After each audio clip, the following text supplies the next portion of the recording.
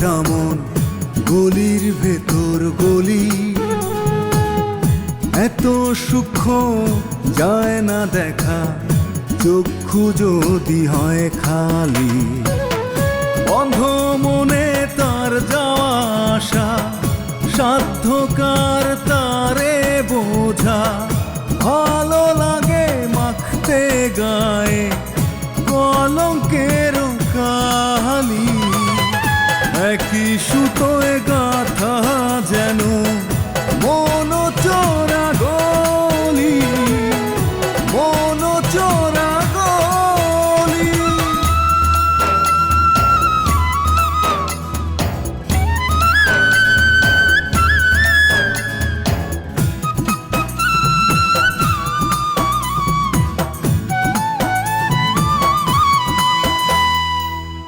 মেলে না তো হিসাব কোনো যোগ বিয়োগের গুণে, যায় না পাওয়া ঠিকানা তার লোক মুখেতে শুনে। ভালো লাগে মাখতে গায়ে কলঙ্কের কালি, একই সুতোয় গাথা যেন মন চোরা গলি, মন চোরা গলি, মন চোরা গলি, মন চোরা গলি। দেখো বিধানা, এটা তোমাদের পারিবারিক বিষয়, এ বিষয়ে আমার নাক গলানো ঠিক হবে না। বুঝতে পারিস, যা করার আমারই করতে হবে। আমি মরে গেলেই তো সব সমস্যার সমাধান হয়ে যায়, তাই না মনা?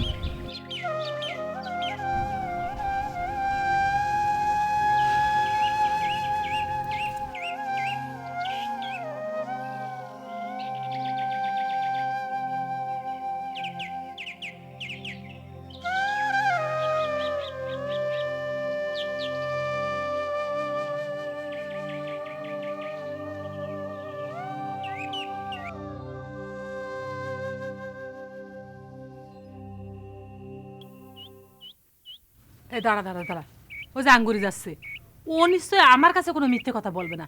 ওরে আমি নিজের থেকে জিজ্ঞাসা করি দেখি। এ আঙ্গুরি আয়, এই যে আমি, শোন, তোর সাথে আমার জরুরি কথা আছে, আয় তো এদিকে আয়।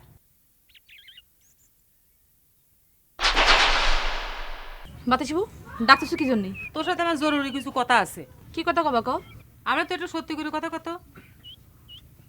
তুই কি নজর আলীরে ভালোবাসিস? না।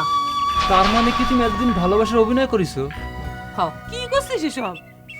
নজর আলী তো তোর ভালোবাসে, সে তো কাছে যে তোর বিয়ে করবি। সেই চাইলে তো আর হবে না, আমারও তো চাওয়া লাগবে। আমি তার বিয়ে করতে চাই না। আঙুর প্লিজ, তুমি আমার দিকটা একটু বোঝার চেষ্টা করো। আমি যা করছি সব বুঝে শুনে করছি। এখন সেই ইচ্ছা করলে আমার বউরে বিয়ে করতে পারে, না করতে পারে সেটা তার ইচ্ছে, এখানে আমার কিছু করার নেই। আঙ্গুরি আয়, আমি কথা শেষ না করে চলতেছিস কিসের জন্য? কি আশ্চর্য কথা!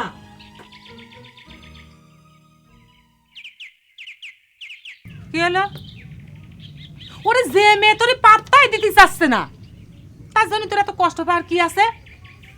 বুকা কনেকার, আমার তো মনে হয় যে তোর বেদানারই বিয়ে করে ফেলা উচিত। তা দেখিস আঙ্গুরের নিজেরও একটা শিক্ষা হয়ে যাবে। কি যে করি?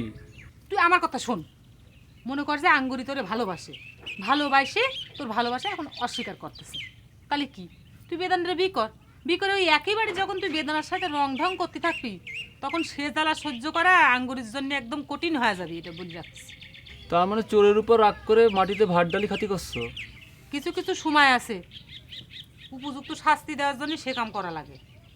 তুমি করছো ঠিক আছে বাতাসিবু, কিন্তু আমি তো মনের থেকে মানিয়ে নিতে পারতেছি না। ও তাহলে এতক্ষণ ধরে কিসের জন্য আমাকে পেশাল পাঠাচ্ছিস? যা, মানে নিতে না পারলি এখন তো এ নিয়ে তাহলে আর কথা করার কিছু নেই, তাই না? আমাকে এতক্ষণ বসে বসে আমি তোর জন্য সময় নষ্ট করি। বসে থাকলে কিসের জন্য? আমি বললাম না যে বিষয়ে আমার আর কোনো কথা নেই। যা যা পারিস করে। বসে থাকিস না তো ভাই, যা এখান থেকে, আমি বুঝতে পারছি।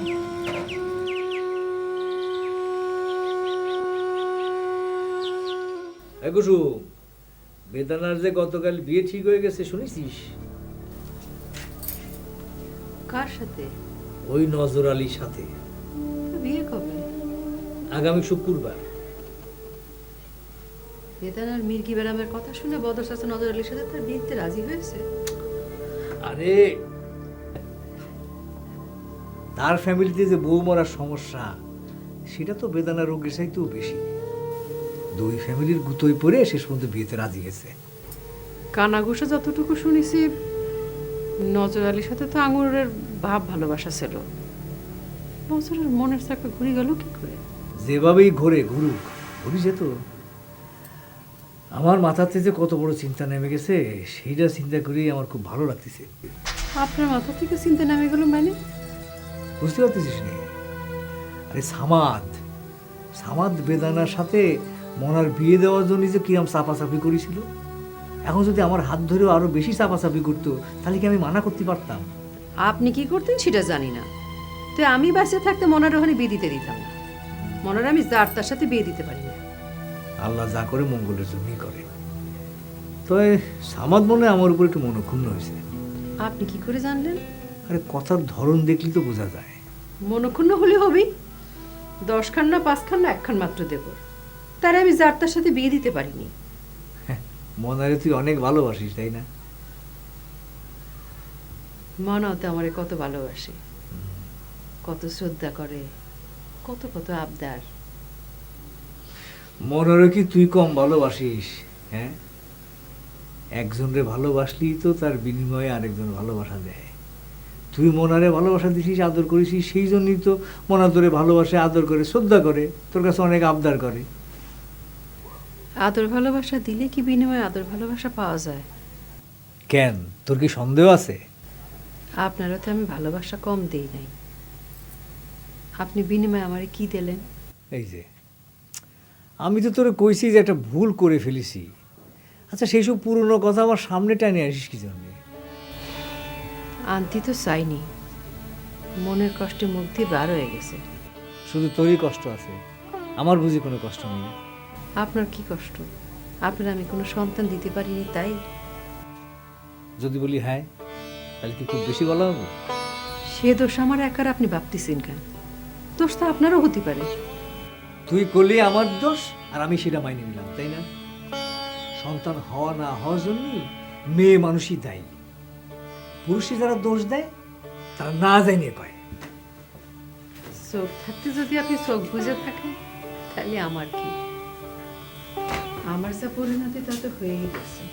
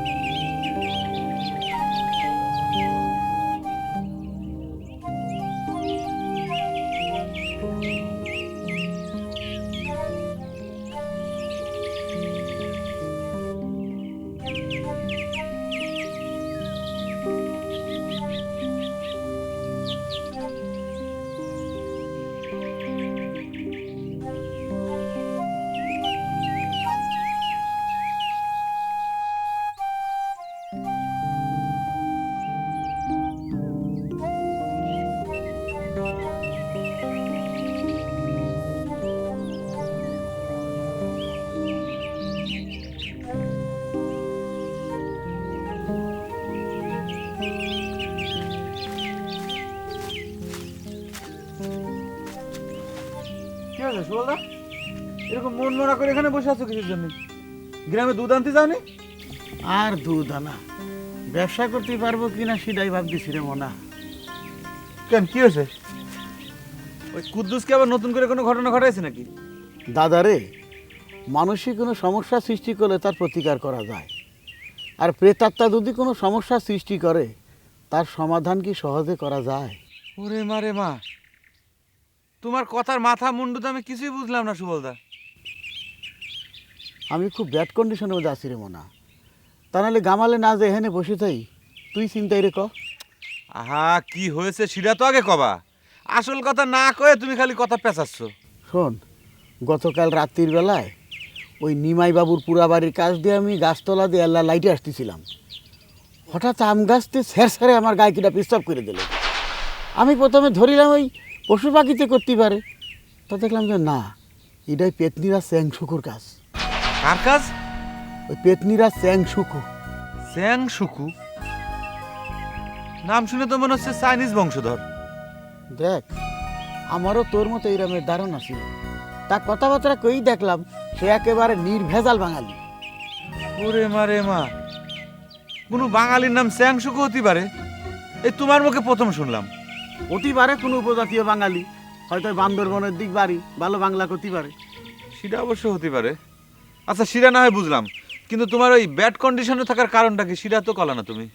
ওরে দাদারে, ওই পেতনিরা চ্যাং শুকু অর্ডার করেছে, তারে ডেইলি 1 লিটার করে দুধ ডোনেশন দিতে। ওরে মারে মা, মানে কলিবারে হইলো, সে অর্ডার দিলে পারে তোমার সেটা করা লাগবে নাকি? না করে উপায় আছে রে মনা, তাহলে আমার ঘাড় মটকায়ে গাছে ঝুলোই রাখবি। তালিবারে তো তোমার কন্ডিশন সত্যিই বিপজ্জনক। বিপদের মধ্যে বিপদ, দুইটার ব্যবসায়েরই। তারপরে যদি প্রতিদিন এই 1 লিটার করে দুধ ডোনেশন দিতে হয়, তাহলে কি রে বাঁচব তুই ক? বিষয়টা আসলেও ভাবনার। আচ্ছা সুবলদা, দেশে এত মানুষ থাকতি ওই পেতনি তোমার উপর নজর পড়লো কিসের জন্য? ওই যে মানুষই কয় না যে গরিব হয়ে জন্মানোটাই হচ্ছে মহাপাপ, বুঝছিস? পেতনিরাজরে কত করে অনুরোধ করলাম, কত অনুনয় বিনয় করলাম যে দুধের পরিমাণটা একটু কমান, তা বিন্দু মাত্র হেললে না। তুমি মন খারাপ করো না সুবলদা, আল্লাহ মানুষের বিপদের মধ্যেই ফেলায়, আবার সেই বিপদের ভিতর থেকে কিন্তু উদ্ধার করে আল্লাহ নিজেই। তোমার একটা উপায় নিশ্চয়ই বের হয়ে যাবে, তুমি এত দুশ্চিন্তা করো না।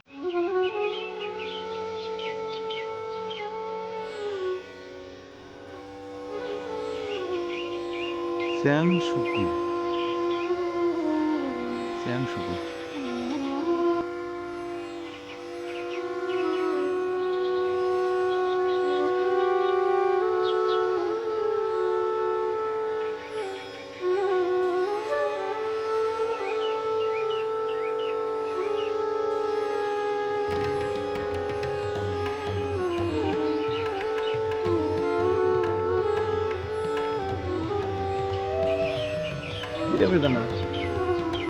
চুপচাপ বসে আছিস কেন? কি হয়েছে, কথা করছিস না কেন? কোনো কারণ নেই, এমনি বসে আছি। বুঝেছি, আমাকে রে সবাই সাইডে চলে যাবি সেজন্য তোর মন খারাপ। আর ও বোন, তোরে তো আমি 7 সমুদ্র 13 নদীর ওপারে বেঁধেছি না। নজর আলীকে বাড়ি আর আমাকে বাড়ি হচ্ছে এ পাড়া আরও পাড়া। কারণে অকারণে দিনে যে কতবার দেখা হবে নি সেটা গুনতিতেও আনতে পারবি না। আমি আমার নিজের কথা ভাবতেছি না। তাহলে কার কথা ভাবতেছিস? আঙ্গুরের কথা। কেন, আঙ্গুরের আবার কি হয়েছে? নজর আলীর সাথে যদি আমার বিয়ে হয়, আঙ্গুরি সেটা সহ্য করতে পারবে না। আমি নিশ্চিত ও গলায় দড়ি দিবে। এসব কথা নিয়ে তোর আর ভাবতে হবে না, সেটা তোর আমি কইছি না আগে। আমি আমি নজর আলীর মনের তে মাইনে নিতে পারতেছি না ভাইজান। প্রথম এরকম লাগবে নি, কয়েকদিন পরে দেখবি সব ঠিক হয়ে গেছে। ভাইজান, আমি তোমারে কি করে বুঝাবো? এখানে প্রথম আর শেষ বলে তো কোনো কথা না। তাহলে কথা কি কথা হয়েছে? তোর কাছে নতুন করে আমার কিছু শুনতে হবে না। একটা কথা কই, তুই এমন কিছু করিস না যে নতুন করে আমার আবার বিব্রতিকর অবস্থায় পড়তে হয়।